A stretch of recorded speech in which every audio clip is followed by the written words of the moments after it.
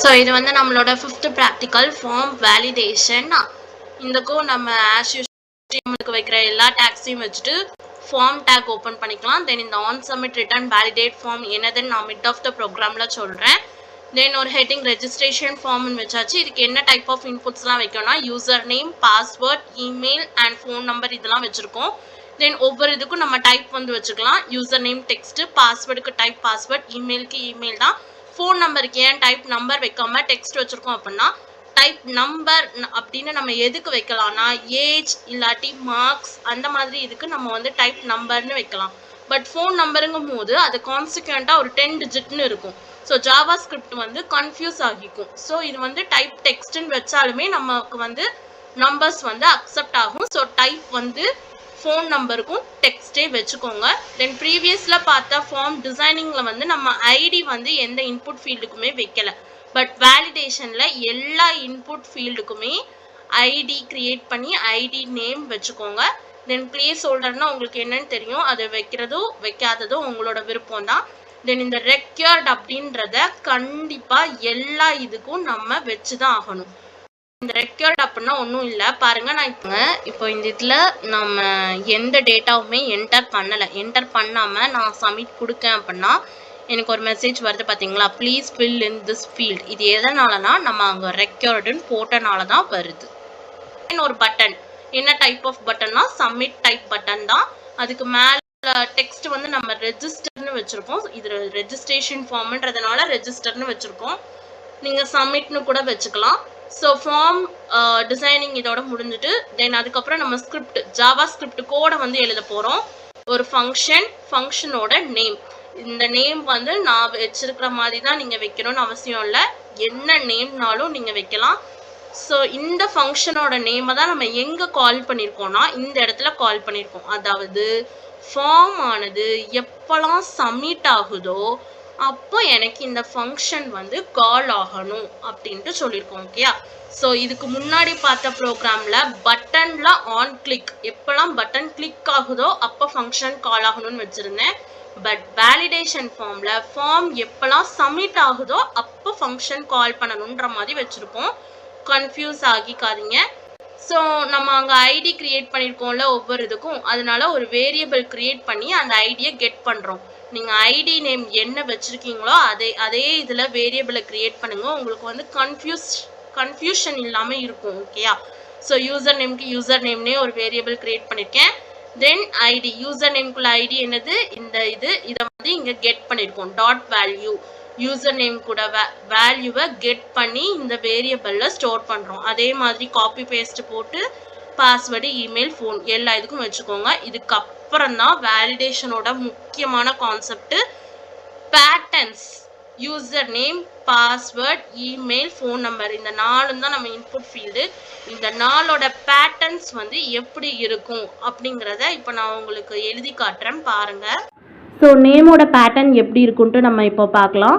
User name அப்படிங்கும்போது நம்ம அதில் 1 2 3 இல்லை ப்ளஸ் மைனஸ் ஆஸ்ட்ரிக்ஸ் இப்படி எந்த விதமான ஸ்பெஷல் சிம்பிள்ஸோ அதில் கொடுக்க போகிறதில்ல.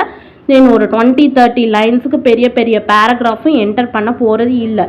இன்கேஸ் யூசர் அப்படி என்டர் பண்ணாலும் அது வந்து நமக்கு வேலிடேட் ஆகக்கூடாது. இப்படி என்டர் பண்ணாதீங்க, தப்பு அப்படின்னு சொல்லணும். அதுக்கு நம்ம யூசர் நேம் ஒரு நேம் ஆனது இந்த மாதிரி தான் இருக்கணும் அப்படின்ட்டு ஒரு பேட்டர்னை வந்து நம்ம டிசைன் பண்ண போகிறோம். ஸோ பேட்டர்ன் நம்ம வைக்கிறதுக்கு முன்னாடி ஸ்டார்டிங் ஒரு டேக் இருக்கணும், எண்டிங் ஒரு டேக் இருக்கணும். இப்போ நம்ம நார்மலாக HTML போடும்போது ஸ்டார்டிங் டேக், எண்டிங் டேக், இதுக்கு நடுவில் தான் நம்மளோட டேக் நேமை வைக்க போகிறோம். அதே மாதிரி பேட்டர்னுக்கு எப்படின்னா ஒரு பேக்ஸ்லாஷ், அதுக்கப்புறம் இந்த கேப் சிம்பிள், எண்டில் வந்து என்ன இருக்குன்னா இந்த டாலர் போட்டுட்டு ஒரு பேக்ஸ்லாஷ். நான் ஸ்பேஸ் விட்டுட்டு எழுதியிருக்கேன், ஸ்பேஸ்லாம் வராது, கண்டினியூஸாக தான் வரும்.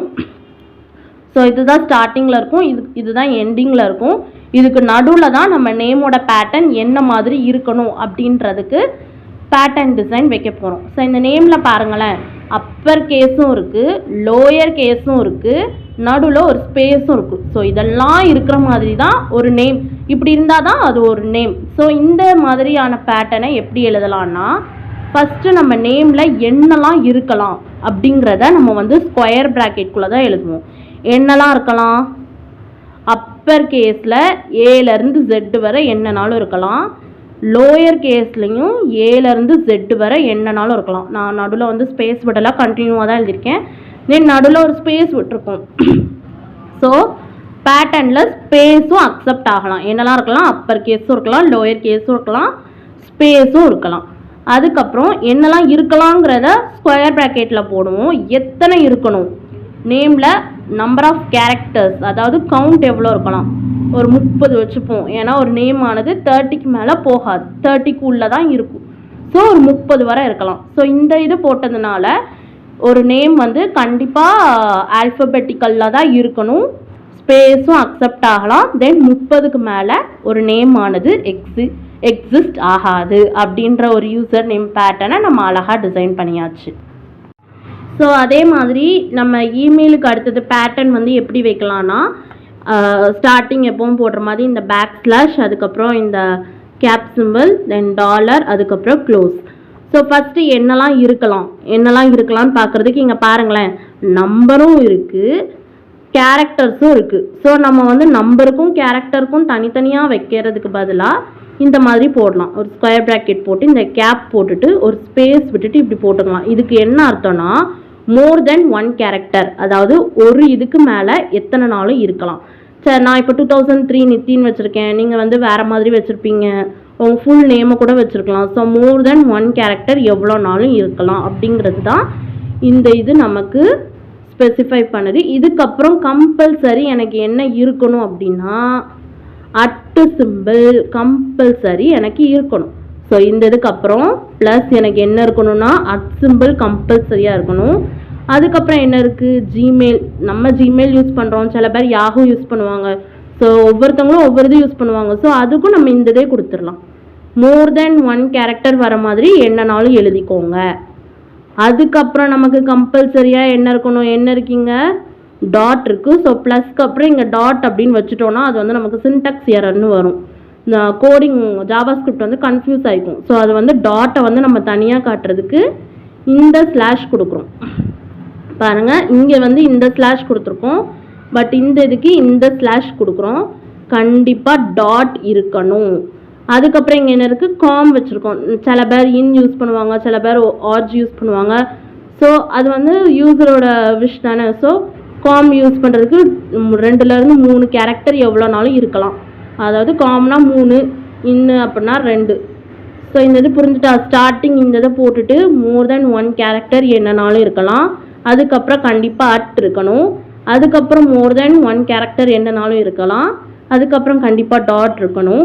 அதுக்கப்புறம் இந்த காம் இன் ஆர்ஜ் எதுனாலும் இருக்கும். ஸோ 2 or 3 கேரக்டரில் எதுனாலும் நீங்கள் கொண்டு வாங்க அப்படின்ட்டு இமெயிலுக்கும் பேட்டர்ன் வச்சாச்சு. அடுத்தது மொபைல் நம்பருக்கு எப்படி பேட்டர்ன் வைக்கலான்னு பாருங்கள். இதுக்கும் எல்லா இதுக்கும் போடுற மாதிரி தான்.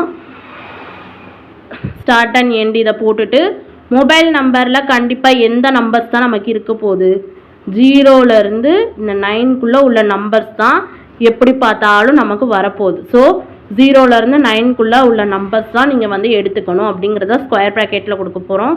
மொத்தம் எத்தனை இருக்கணும், 10 தான் இருக்கணும். ஸோ இதுக்கும் பேட்டர்ன்ஸ் வந்து எப்படி இருக்குன்னு பார்த்தாச்சு. ஸோ அதை வச்சு நம்ம பேட்டர்ன் வந்து இப்போ வேலிடேட் பண்ணலாம். ஸோ லெட் நேம் பேட்டர்ன் வந்து இப்படி தான் இருக்கணும். ஸோ இந்த நம்ம கோடிங்கில் வந்து இந்த எக்ஸ்க்ளமேட்டரி சிம்பிள் வந்து எதை டினோட் பண்ணும், not. So name pattern not match ஆகலை, எது கூட, யூசர் நேம் கூட இந்த நேம் பேட்டர்ன் ஆனது மேட்ச் ஆகலை அப்படின்னா நமக்கு என்ன வரணும், இந்த நீங்கள் என்டர் பண்ண யூசர் நேம் தப்பு, யூசர் நேம் வந்து ஆல்ஃபபெட்டாக மட்டும்தான் இருக்கணும், தென் 30 கேரக்டர்ஸ்க்கு மேலே போகக்கூடாது. இது வந்து ஒரு எரர் மெசேஜாக வருது. ஸோ இது வந்து ரிட்டர்ன் ஃபால்ஸ். தென் அதுக்கப்புறம் பாஸ்வேர்ட் வந்து ஒரு 8 கேரக்டர் இருந்தால் போதும், 8க்கு மேலெலாம் போக வேண்டாம். ஸோ பாஸ்வேர்டோட லென்த்து 8க்கு மேலே போச்சுனாலும் ஒரு எரர் மெசேஜ் வரணும். உங்கள் பாஸ்வேர்ட் வந்து 8 கேரக்டர்ஸ்க்கு மேலே எக்ஸீட் ஆகக்கூடாது. ஸோ இதுவும் ஒரு எரர் மெசேஜ்ன்றதுனால ரிட்டர்ன் ஃபால்ஸ். அதுக்கப்புறம் இமெயிலுக்கு என்ன பேட்டர்ன், இமெயிலோட பேட்டர்னும் நம்ம எப்படி வைக்கணும்ன்ட்டு பார்த்தோம். அந்த இமெயில் பேட்டர்னும் நம்ம என்டர் பண்ண இமெயில் ஐடி கூட மேட்ச் ஆகலை அப்படின்னா please enter a valid email address அப்படின்ட்டு ஒரு அலர்ட் மெசேஜ் நமக்கு வரும். இதுவும் எரர் மெசேஜ்ன்றதுனால ரிட்டர்ன் ஃபால்ஸ். தென் அதுக்கப்புறம் ஃபோன் நம்பருக்குள்ள பேட்டர்னும் எப்படி இருக்குன்ட்டு நம்ம பார்த்தோம்.